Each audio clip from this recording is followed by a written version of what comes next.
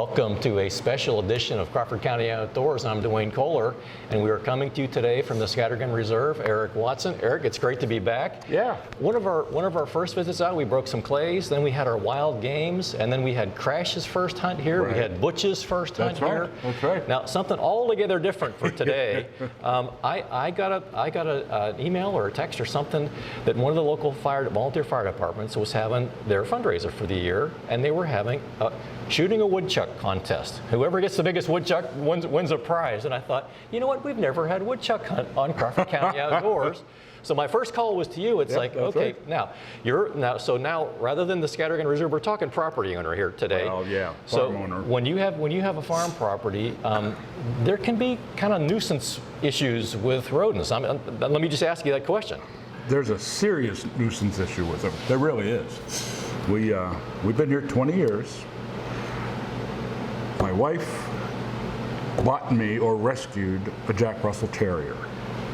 And for the first few years that we had him, we didn't see a woodchuck.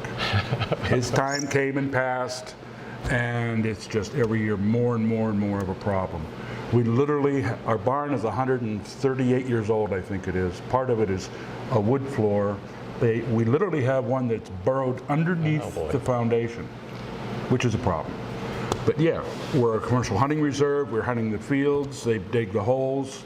I've had guests stumble, and that's not a good thing. And I can tell you from experience, that's happened to me know that too. Because you've been out in these fields many times. And when you step in a groundhog hole, it's like you can hurt your knee, you can hurt your ankle, So right. So cleaning that up is not necessarily a bad thing. That's actually it's kind a good of thing. important, especially a lot of my clients are attorneys. So when you plant your food plots, okay, now the groundhogs, I assume, like other wild animals, they like what's growing there. They like it when it's young and when it's starting to come up. Yep, which is right about now. Yeah, we plant a little bit later, but yeah, they're. As I understand it, I was told, I'm not certain, but it doesn't surprise me that in an entire year, one groundhog, woodchuck, whistle pig, whatever you want to call them. What's a whistle pig? What's that mean? That's a woodchuck, a whistle pig. You whistle, they look like little pigs. And they look up, they look up to see where that noise is coming from? I don't know where the nickname came from, but I've heard it for a lot of years. But they're a problem. We kill them as much as we can, as often as we can. And that's kind of what we did the other day. So now I bought some property out in the country, and I was all proud of myself. Planted a food plot for the first time to try and attract the deer to come around in deer season. And I'm walking out there all showing my family. So I look at the big fat groundhog right smack in the middle, big hole, and eating all the stuff that I was hoping the deer were going to eat. So my approach to that was I'm going to sneak in there at some point. And so we did that. We got that guy, and I want to ask you too about what's the right gun there. That's why we have these sitting on the table here. But I use this one. This is a 22, and this fancy stock thing, I kind of like that because it has a place to rest your cheek on, and you can get a really good steady rest. Yep. This funny little thumb hole is kind of different, but I discovered that if you don't shoot them like right in the head, they seem to run away or go back down this hole, and you can't necessarily find them or whatever. But the 22 did work because I was able to get that one in the head. Yeah, so they will, but like you said. Oh, what else? I know what else. I distracted myself. I was told, and I'm not surprised, that a woodchuck can eat up to an acre of soybean. Holy mackerel. In a season. Wow. Yeah, I know. Wow. But back to the guns, I shoot a 22 a lot. I don't care about recovering, but 90% of the time, unless you ding them right between the ears, they're going to go back into the hole. Which may be a good thing because then it becomes uninhabitable or something else. Right. But then the problem is then they go dig another hole. So I don't know what the deal is. So I switched to this gun. It's a 7mm 08. Okay. And if you hit him in the butt, they're not going anywhere. Okay. I mean, it's just a very high, it's over 3,000 feet per second. I mean, it's a hard-hitting gun. And a 22? The 22s, it'll kill them. But you're not going to retrieve them. Most of the time, they'll make it back to their hole. I switched over to this, and then I got thinking about the fact that, okay, they go in the hole becomes uninhabitable because there's a carcass down there, and maybe they dig another hole. I can see. Yeah. That almost looks kind of like a deer rifle. Oh, it is. That's yes, my wife shoots that gun a Okay. lot. Okay. It's a 7mm 08, and it is one heck of a caliber. Very predictable to 400, 500 yards. Wow. Yeah, it's a nice Okay. gun. What would you guess would be the kind of reasonable distance to take a groundhog at? As close as possible. I'm not as good a shot as I used to be. But most of them, most of the time you're going to have 50 or 60 yards here. We have all those walking trails, hunting trails, and we usually catch them on that or in the food plots before they get too tall. But 50, 60 yards. The 22 will do that. I believe a 22 long rifle hollow point drops 5.5 inches at 100 yards. And at 200 yards, it goes about this much. And at 300 yards, you have no idea. Now, when I was at the Sportsman's Club, That's a pretty gun. the other, when was that? So I had this one sighted in at about 35 yards or whatever. And I go to the Sportsman's Club and use their silhouette thing, Sure. and so I had it sighted in for that. But it also, the 35 yards kind of matched up with 100 yards. But then at 50 yards, it was the bullet was a little high. Right. 100 yards and 35 and 100 yards was about the same. And then when it got past 100 yards, it was starting to get low again, like you're saying. Yeah. Huh. So I guess there's a little bit of An arc. arc and drop that Yeah, goes I with think that. so. Okay, but my daughter, whenever she was first learning how, the neighbors' kids had grown up a little bit, and hey, you want to buy? So we bought her 243, and I shot a couple of groundhogs with that. Man, is that thing accurate? Boy, Oh. I guess it's in the same category as this one, maybe. It is. That is what, that thing is an absolute tack driver. I mean, it's so accurate. Every year, before deer season, you sight your rifle and make sure it's right. I've always been a better than average shot. Out here for the last 20 years at Scattergun, I don't know how many people I've taught to shoot. We went out, 100-yard range right out here. I shot 3 times. That was about maybe the size of a tennis ball. My wife, with that gun, she shoots the first time. I'm looking in the spotting scope. I said, I don't think you're on the paper.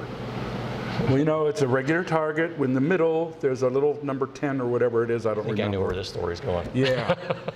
She shot 3 times. I said, I don't know what's going on. We walked out to look. It was like a little clover. I'm not kidding. They were within a quarter. And I had the same experience with the 243. It's like fired 3 shots and there's only 2 holes, and I'm looking. I said, where's that? And you look real close, and 2 bullets went through the same hole and made just a teeny little bit of a yes. And it's a holy mackerel at 100 yards.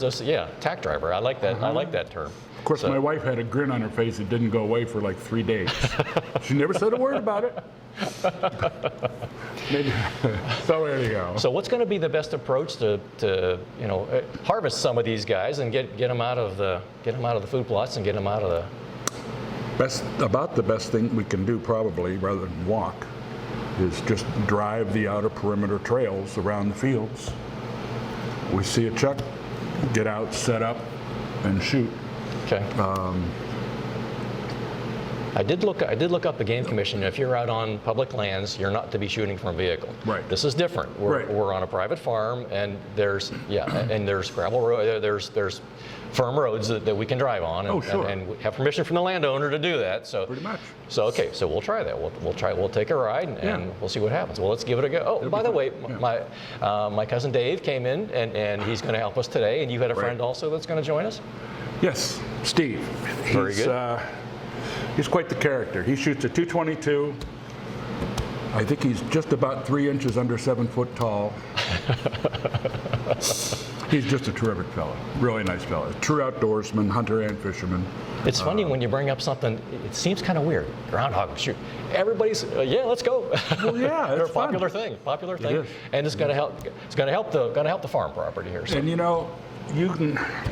you'll be hard pressed to find a farmer that won't welcome you onto the property if you tell them you want to shoot Now woodchucks. that's a good point, because say deer season and I can't find a good place to go deer hunting or whatever. Right. Okay, well, how about making some friends by helping them out, by getting rid of some nuisance critters, right? Good idea.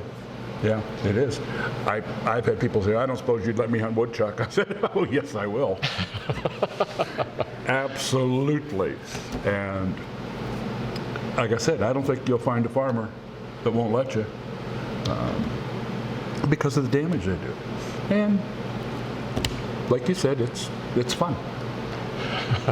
Well, let's go give it a try. All right, I'm ready for it. Okay.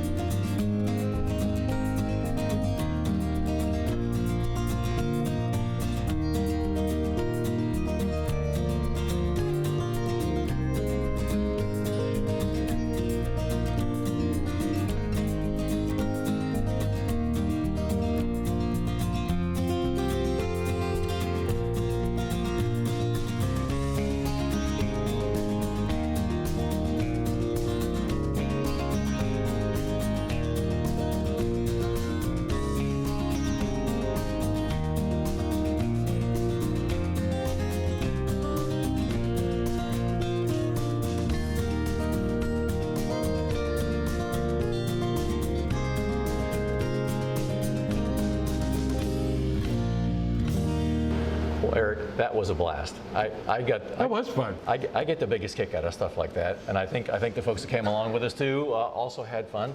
Now, right off the bat, the first couple we saw were at a fairly long distance, Yeah. and let me apologize in advance for trying to zoom in with that camera. And there's a lot of shaking, and I guess that's just the way it works. So there might be a better way to get a better video of that, but it wasn't horrible. But you'll see what went on. So the first couple lined up, and you could see the dirt fly, but you could also tell that the dirt was flying in front of them. Yeah, and that they low. weren't getting hit. Right. So that's a challenge. I mean, that's a real shot. You're taking a challenging shot there. There was one thing that we could have done that would have improved it. Well, a couple.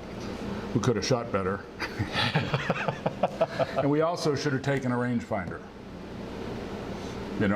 Because, I mean, with my rifle, if I know where it's at, I know where to shoot.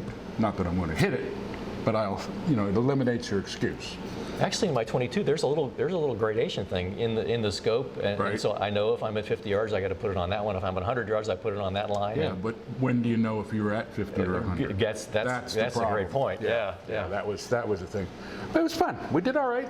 So now as we went along a little bit later, we actually did hit a couple. Yes. Now the interesting part about that is when those things are skittish, aren't they? They see you and they're bolting right back for that hole, or then they'll stick their head up out of the hole and see if they see what you're doing or whatever. That's that whistle pig you were talking about. They're curious guys, right? I think they're every bit as wary as any animal out there, maybe even more so. I mean, I've driven out our big pasture out here. Remember, we had that one right out in the middle. Yeah, yep. We got 2 shots at him, but and he was hit. He was hit. Yeah, that was Steve. And that was a long shot. That was 100 plus yards. That was. Oh, it was it was that's 120 maybe. Yeah, 120 probably yards, something like that. Clearly hit. You could see a little bit of dust fly up, and then he disappeared. So we walked out to look, and down the hole, and he's in the hole. Right. So now Dave and I took a little walk, and we walked around, and there were several holes out there in that pasture. So we walked around and through the food plot. Lots of deer tracks out there, by the way. That's a good thing, right? Oh, last night, I'll tell you. Go ahead, and I'll tell you. Well, so we came around to the pasture, and sure enough, when we came out to the back of the pasture, here's another one sticking his head up, and so Dave was able to line up again about a 100-yard shot, and you could very, very clearly hear the thump of that bullet hit the body. Yes. There's a sound, and it's like again walked over and right back down in the hole. So and we talked about that before. It's like that's probably going to happen relatively a lot. Because they don't want to get too far from the hole whenever, they're a little skittish. Right. Now, one thing that was interesting about that, maybe 5 minutes later, I looked up, and here's a bunch of buzzards circling those holes. Already? So you guys were out there, that's right. So the two in the pasture were separated by 75 yards or something like that. But I'm assuming the buzzards came out after that first one, and then we're maybe 20 minutes, half an hour later, you shot the second one. But they're right in the same area, and they weren't leaving. They didn't care that we were there. There were several of them, and they were circling around and around and around. So did they get a scent or something? Were they watching? I'm kind of curious what was going on. I'm certainly no expert, but as I understand it, their sense of smell is absolutely phenomenal. That they can scent, and it's probably the blood from the hit or the kill that they smell. And there's buzzards around everywhere now, you know that. They showed up, 25, 30 years ago? I remember the first time I saw it, I had no idea what it was. These two huge birds on the road eating roadkill. I ran into that the other day. I was heading home, and it's like, what is that? And he wasn't leaving. He wasn't leaving this run over raccoon or whatever on the road. He was. Well, you know, as many as dead animals there are on the roads, especially out in a rural area like this, they do a good service. Well, I have to tell you another story. Yeah. Oh, the deer tracks. Let me ask you about that. Just last night I was out there. I was actually looking for there's one chuck over along the edge of the right side of the field, and there was I looked here. There was a nice doe, and over here, I had my binoculars. I looked, and I, holy crow! He's already at least 3 inches over his ears and well outside. Wow. He's gonna be a big boy. Still in velvet. Oh Still God, in yeah, velvet, they'll grow for another 2.5, 3 weeks. Wow. I think. That's awesome. Yeah, he's That's a nice awesome. buck. Yeah. I think I saw his tracks because as I'm going with my portable camera, it's like, wow, that's a big deer track right there. So I kind of forgot about the woodchucks for a minute. I'm following the deer tracks as they're going right up the food plot. They must like those when they're fresh. You know, when the little plants are just coming up. Well, yeah. That's kind of a favorite of theirs too. I would think so. Sure. But yeah, big deer tracks. We have big deer out here. This whole area. That one on the wall, I know I've told you, he was 282 pounds. Oh my. Gutted, hanging in my barn. Wow. That's no exaggeration. I mean, you know, if we hunt, we fish, we exaggerate a little bit, that's okay. But he was a big boy. And my wife killed a doe 2 years ago that weighed just about 200 pounds. That's a doe. Now, I told you the story before. My property's over in Warren County, and I've had the food plots for a couple of years, and the deer are getting nice and fat. Just the racks aren't very good. You know, I guess it's just the genetics, maybe, or genetics plus diet. Okay. So maybe after the food plots, I put out some of those little mineral blocks early on and keep that stuff going. Is that the way to go? I really do think it is. My brother-in-law had some kind of a connection where the salt mines were up by Cleveland, and he'd get all the defects. Oh. Salt and mineral blocks that they made. You know, they were bad, they couldn't sell them in the store or whatever, but they're just fine. And I've noticed a difference over the years, but I've always got 2 or 3 areas out here that has a mineral and a salt block. And I'm certain that it makes a difference. So keep that in mind, folks, if you're wanting to improve your deer population out that way. It's awful easy to spend a lot of money with food plots and all the different deer feeds and minerals and all that stuff, but I think we enjoy it. So I have to tell you a story. So I was running the camera the whole time, except for walking around. And again, Dave shot the one out here in the field. But later on that afternoon, I went out to the game lands and was traveling around. And I took along the .22 rifle, and just about 15 yards away, I see what looks like a head, and it was interesting. Little clump, no place for it to run. It thought it was invisible to me. I couldn't find it in the scope because it was too close. So I was carrying with me. I brought it along here. This is kind of like ancient and not the coolest thing in the world, but this .22 revolver that I've had for like 40 years, whatever, and was able to shoot him right between the ears, as we were talking about. So my wife wasn't real happy about it, but I had her run the camera while I was holding them up after. So it's funny, you know, we're talking about these long shots or whatever, and here I walk right up on one, and he just had gotten himself trapped in this little spot where he had no place to hide, you know. And I think he thought he was invisible, you know, and I could see his head clear as a bell in amongst the grass sticking up, and I was right on top of him, and it's like, okay, well, this is what we're out here for, so let's try that. Yep. And that worked. So that's a cute little thing. It's like, I think when I was buying my first handgun, when I was just out of college and everything, it's kind of beat up and nobody wanted it. And it's like, hey, how about taking that one, you know? So I've been using it for dog training, you know, I put some blanks in there, and whenever the first, you know, to introduce them to the sound. I think we might have talked about that on the show before, to introduce them to the sound. I think we did when we were talking about Butcher. The first bird flush, and then it's like, I'll just shoot a couple blanks, and it's usually, now with spaniels, they're so excited, you know, it's like they hear the noise and it's like, oh, then they, you know, then the light comes on, you know, they figure it all out. Some dogs are a lot more sensitive about that, so you may have to go more times, but that's the only thing I kept that for. Well, that's not going to be my groundhog hunting gun from now on. Actually, I have a young short hair that I'm struggling with. She hunts beautifully, but she's got a problem with the guns. Interesting. I'll get her over it eventually. Interesting. I'll get her over it. Maybe that's a flusher thing. They get so excited about they're on the scent and they're and then the sound that sound, it's almost like a starter bell. Sure, I mean, sure. it adds to the excitement. Right. And I've told you this story before. When I walk past the gun cabinet, the dogs are like, "Is it time? Are we going? Yeah, Is it I time?" So a few years ago, I got a gun safe, and now it's like if they hear me hitting the buttons on the gun safe, and it's like they're like all around you, and it's like okay.